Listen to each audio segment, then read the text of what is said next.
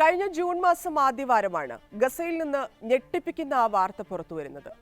കൊടും പട്ടിണിയിലുള്ള പലസ്തീനികളെ ഭക്ഷണം വിതരണം ചെയ്യുന്നുവെന്ന് പറഞ്ഞ് ഒരു കേന്ദ്രത്തിലേക്ക് വിളിച്ചു വരുത്തി വെടിവെച്ചുവെന്നായിരുന്നു ആ റിപ്പോർട്ട്. ദൃക്സാക്ഷി വിവരണത്തോടെ CNN പുറത്തുവിട്ട ആ വാർത്ത ഇസ്രായേൽ ഡിഫൻസ് ഫോഴ്സ് ആദ്യം തള്ളിക്കളഞ്ഞു. വെടിവെപ്പ് നടന്ന കാര്യം പിന്നീട് സമ്മതിച്ചെങ്കിലും സംഭവവുമായി ബന്ധപ്പെട്ടുള്ള ഹമാസിന്റെ വാദങ്ങൾ ശരിയല്ലെന്നായിരുന്നു അവസാനമായി IDF-ന്റെ വിശദീകരണം. ഗസ ഹ്യൂമാനിറ്റേറിയൻ ഫൗണ്ടേഷൻ അഥവാ GHF എന്ന പേരിൽ ഇസ്രായേൽ ആരംഭിച്ച സഹായ വിതരണ സംഘത്തിന്റെ ഉദ്ദേശ ലക്ഷ്യങ്ങളെക്കുറിച്ച് സംശയങ്ങളും ദുരൂഹതകളും ഉയരുന്നതിനിടയിലായിരുന്നു പുതിയ സംഭവം റിപ്പോർട്ട് ചെയ്തത്.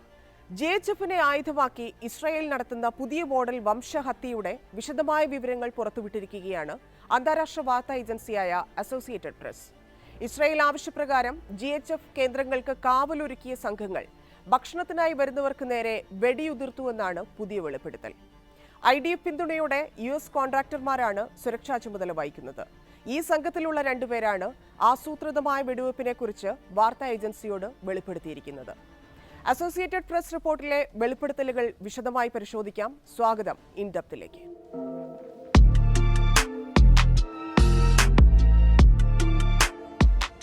മെയ് 26 മുതൽ ഗസയുടെ വിവിധ ഭാഗങ്ങളിൽ സഹായ വിതരണം ഏറ്റെടുത്ത് നടത്തുന്ന GHF-ന്റെ കേന്ദ്രങ്ങളിൽ കഴിഞ്ഞ ഒരു മാസത്തിനിടെ മാത്രം 500-ലധികം പലസ്തീനികളാണ് കൊല്ലപ്പെട്ടത്.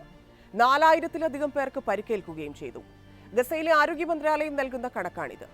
ചാരിറ്റിയുടെ പേരിൽ ഇസ്രായേൽ US ഭരണകൂടങ്ങൾ രൂപം നൽകിയ കൂട്ടായ്മയാണ് ഗസ ഹ്യൂമാനിറ്റേറിയൻ ഫൗണ്ടേഷൻ. ഐക്യരാഷ്ട്രസഭയുടെ സഹായ വിതരണ സംഘങ്ങളെ ഉൾപ്പെടെ മാറ്റി നിർത്തിയാണ് ഇവർ ഗസയിൽ പ്രവർത്തിക്കുന്നതെന്നും ഓർക്കണം. GHF-ന്റെ ഉദ്ദേശശുദ്ധിയിൽ ആദ്യം ഹമാസും പിന്നാലെ UN-ഉം വിവിധ അന്താരാഷ്ട്ര ഏജൻസികളും സംശയം പ്രകടിപ്പിച്ചിരുന്നു. ഇസ്രായേൽ പദ്ധതികൾ നടപ്പാക്കാൻ വേണ്ടി കെട്ടിയിറക്കിയ ദുരൂഹ സംഘമാണിവരെന്നായിരുന്നു പ്രധാന വിമർശനം. മാർച്ച് മുതൽ മെയ് വരെ ഗസയിലേക്കുള്ള എല്ലാ സഹായങ്ങളും ഇസ്രായേൽ തടഞ്ഞിരുന്നു. പുറത്തുനിന്ന് സഹായങ്ങൾ എത്തുന്ന എല്ലാ വഴികളും അടഞ്ഞതോടെ അന്താരാഷ്ട്ര സന്നദ്ധ സംഘങ്ങളെല്ലാം പ്രവർത്തനം നിർത്തിവെക്കാൻ നിർബന്ധിതരായി. ഇതിന് പിന്നാലെയാണ് മെയ് അവസാനത്തോടെ GHF മേഖലയിലെ സഹായ വിതരണം ഏറ്റെടുക്കുന്നത്. UN നേതൃത്വത്തിലുണ്ടായിരുന്ന 400 സഹായ വിതരണ കേന്ദ്രങ്ങൾക്ക് പകരം വെറും 4 കേന്ദ്രങ്ങൾ മാത്രമാണ് GHF ആരംഭിച്ചിരുന്നത്. ഈ 4 കേന്ദ്രങ്ങളും ഇസ്രായേൽ സൈന്യത്തിന്റെ നിയന്ത്രണത്തിലായിരുന്നു.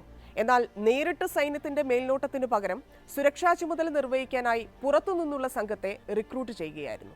GHF സഹായ വിതരണം ആരംഭിച്ച് ഏതാനും ദിവസങ്ങൾ പിന്നിടുമ്പോഴാണ് ഹമാസിന്റെ വിമർശനങ്ങൾ ശരിവെക്കുന്ന തരത്തിലുള്ള വെടിവെപ്പ് വാർത്ത വരുന്നത്.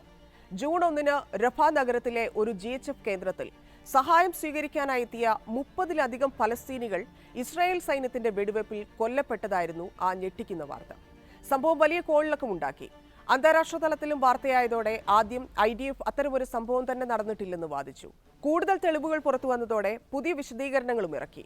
ഉന്തും തള്ളും കാരണം ജനക്കൂട്ടം നിയന്ത്രിക്കാനായി നടത്തിയ മുന്നറിയിപ്പ് വെടിവെപ്പ് എന്നായിരുന്നു ആ സംഭവത്തിലെ വിശദീകരണം. 30-ലേറെ പേർ കൊല്ലപ്പെട്ടെന്ന ഹമാസിന്റെ കണക്കുകൾ കൃത്യമല്ലെന്ന് സൈന്യം വാദിച്ചു. ഈ സംഭവത്തിന് ശേഷം ദിവസവും GHF കേന്ദ്രങ്ങളിൽ വെടിവെപ്പ് വാർത്തകളുണ്ടായി. അവിടങ്ങളിലെല്ലാം നിരവധി നിരപരാധികൾ പിടഞ്ഞു മരിക്കുകയും ചെയ്തു. ഈ വാർത്തകളെല്ലാം ശരിയായിരുന്നുവെന്നാണ് GHF സുരക്ഷാ ചുമതലയുണ്ടായിരുന്ന ചില ഉദ്യോഗസ്ഥർ തന്നെ ഇപ്പോൾ അസോസിയേറ്റഡ് പ്രസിനോട് വെളിപ്പെടുത്തിയിരിക്കുന്നത്. നിരുത്തരവാദപരവും അപകടകരവുമായ കാര്യങ്ങളാണ് അവിടെ നടക്കുന്നത്. അതിൽ അസ്വസ്ഥരായാണ് തങ്ങൾ ഈ വിവരങ്ങളെല്ലാം വെളിപ്പെടുത്താൻ മുന്നിട്ടിറങ്ങുന്നതെന്നാണ് പേര് വെളിപ്പെടുത്താതെ 2 ജീവനക്കാർ ഏജൻസിയോട് പറഞ്ഞത്. ഒരു യോഗ്യതയുമില്ലാത്ത ആളുകളെ കൃത്യമായ പരിശോധനകളൊന്നുമില്ലാതെയാണ് സുരക്ഷാ ജീവനക്കാരായി നിയമിച്ചിരിക്കുന്നത്. ഇവർക്ക് വലിയ ആയുധങ്ങൾ നൽകി തോന്നിയതെന്തും ചെയ്യാനുള്ള ലൈസൻസ് നൽകിയിരിക്കുകയാണെന്നും ജീവനക്കാർ വെളിപ്പെടുത്തുന്നു. പലരും സ്ഥിരമായി പലസ്തീനികൾക്ക് നേരെ ഗ്രനേഡുകളും പെപ്പർ സ്പ്രേയും പ്രയോഗിക്കുന്നുണ്ട്. ഇതിൽ നിരപരാധികൾക്ക് ഗുരുതരമായി പരിക്കേൽക്കുകയും ചെയ്തിട്ടുണ്ട്. വെടിവെപ്പിന് ശേഷം പരസ്പരം പ്രോത്സാഹിപ്പിക്കുകയും ആഹ്ലാദിക്കുകയും ചെയ്യുന്ന ഉദ്യോഗസ്ഥരുടെ വീഡിയോ ദൃശ്യങ്ങളും പുറത്തു വന്നിട്ടുണ്ട്. ഭക്ഷണം വാങ്ങാനെത്തുന്നവരുടെ വീഡിയോ ദൃശ്യങ്ങൾ പകർത്തി ഇവ ഇസ്രായേൽ സൈന്യത്തിന് കൈമാറുകയും ചെയ്യുന്നുണ്ടെന്നും അസോസിയേറ്റഡ് പ്രസ് റിപ്പോർട്ട് ചെയ്യുന്നുണ്ട്. ഗസ ഹ്യൂമാനിറ്റേറിയൻ ഫൗണ്ടേഷന്റെ നിഗൂഢ പ്രവർത്തനങ്ങളുടെ ചുരുളഴിക്കുന്ന വീഡിയോ ദൃശ്യങ്ങളും ടെക്സ്റ്റ് മെസ്സേജുകളും ആഭ്യന്തര റിപ്പോർട്ടുകളുമെല്ലാം തങ്ങൾക്ക് ലഭിച്ചിട്ടുണ്ടെന്ന് അസോസിയേറ്റഡ് പ്രസ് റിപ്പോർട്ടിൽ വെളിപ്പെടുത്തിയിട്ടുണ്ട്. കഴിഞ്ഞ ഫെബ്രുവരിയിൽ ജന്മം കൊണ്ട ഗസ ഹ്യൂമാനിറ്റേറിയൻ ഫൗണ്ടേഷൻ US സംസ്ഥാനമായ ഡെലവെയർ ആസ്ഥാനമായാണ് രജിസ്ട്രേഷൻ നടത്തിയിരിക്കുന്നത്. ഇസ്രായേലും അമേരിക്കയും നേരിട്ട് നിയന്ത്രിക്കുകയും സാമ്പത്തിക സഹായം നൽകുകയും ചെയ്യുന്നുണ്ട് GHF-ന്. കഴിഞ്ഞ ജൂണിൽ മാത്രം അമേരിക്ക $30 മില്യൺ നൽകിയെന്നാണ് ഔദ്യോഗിക വിവരം. ഇസ്രായേലിന്റെ നിഗൂഢ പദ്ധതികളുടെ ഭാഗമാണ് ഫൗണ്ടേഷൻ എന്നും അവരെ സൂക്ഷിക്കണമെന്നും തുടക്കം തൊട്ടേ ഹമാസ് മുന്നറിയിപ്പ് നൽകുന്നുണ്ട്. സഹായം വാങ്ങാനെത്തുന്ന പലസ്തീനികളുടെ ഫിംഗർ പ്രിന്റ് ഉൾപ്പെടെയുള്ള രേഖകൾ ശേഖരിക്കുന്നു. ജനങ്ങൾക്കിടയിൽ ഭിന്നിപ്പുണ്ടാക്കി മേഖലയിൽ ഒരു സമാന്തര സംവിധാനം ഉണ്ടാക്കാൻ ശ്രമിക്കുന്നു. ഈ ആരോപണങ്ങളെല്ലാം ഹമാസ് നേരത്തെ ഉയർത്തിയിരുന്നു. അവർ തരുന്ന ഭക്ഷണവും സൂക്ഷിക്കണമെന്നും മുന്നറിയിപ്പുണ്ടായിരുന്നു. ഇതിന് പിന്നാലെയാണ് GHF വിതരണം ചെയ്ത ഭക്ഷണങ്ങളിൽ ഓക്സികോഡോൺ ഗുളികകൾ വ്യാപകമായി കണ്ടെത്തുന്നത്. GHF നെറ്റ്വർക്ക് ഉപയോഗിച്ച് ചാരപ്രവൃത്തികൾ നടത്തുന്നതായുള്ള റിപ്പോർട്ടുകളും ഇപ്പോൾ പുറത്തുവരുന്നുണ്ട്. ഹമാസിന് പുറമെ വിവിധ UN ഏജൻസികൾ, ഓക്സ്ഫാം, സേവ് ദി ചിൽഡ്രൻ തുടങ്ങിയ അന്താരാഷ്ട്ര സംഘടനകൾ GHFനെതിരെ രംഗത്ത് വന്നിട്ടുണ്ട്.